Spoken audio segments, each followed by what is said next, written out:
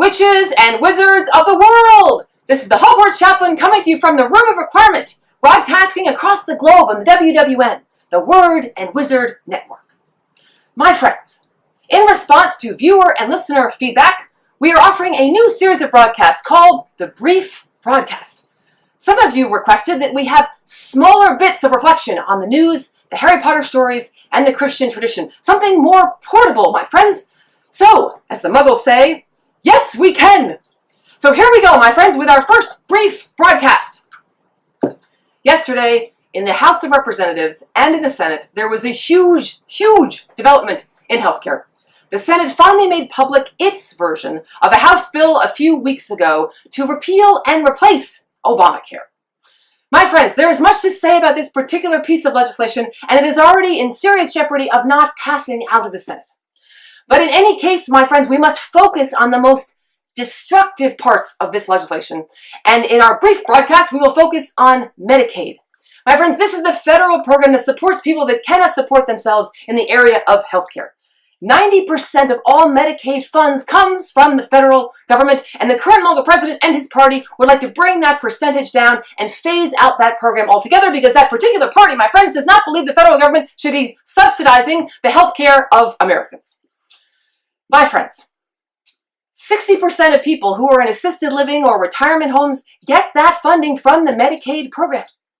49% of all children born in the United States of America, my friends, use Medicaid funds in that pregnancy and birth.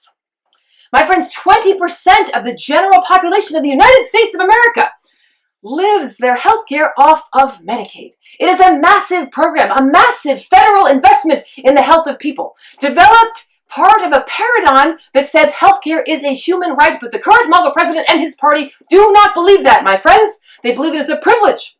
And so the taxes in this bill go down for people that have money, and the cost is what's called shifted to people who can't afford their own health care, but now will have to find a way to borrow or go without that health care altogether. That is the vision of the party of the current Mungo president, that the federal government would simply step out of the delivery of health care and instead encourage Americans through tax breaks and things like that to save up for their own health care.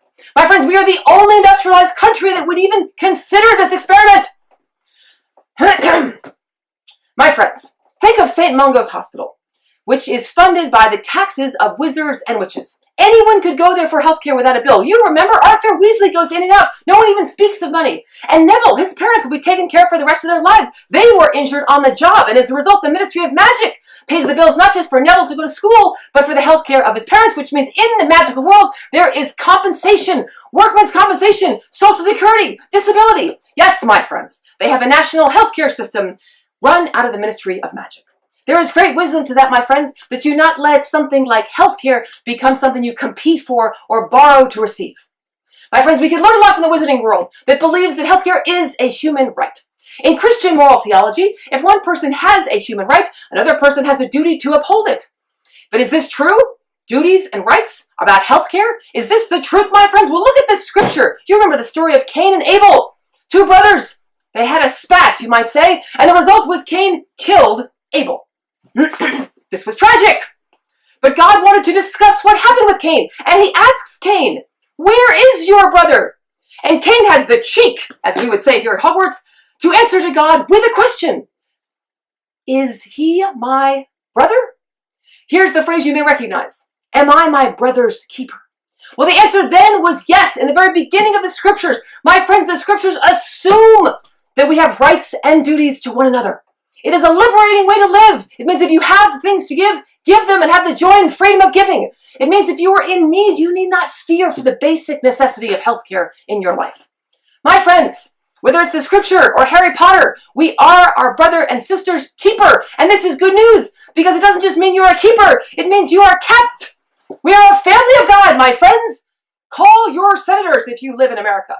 Call the senators in states where they might be on the edge on this particular piece of legislation, my friends. The cynics say, let it pass.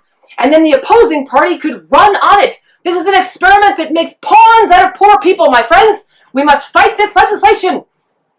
Thank you for joining us. We will tune in next time together on the WWN for our next broadcast. But until then, be a seeker.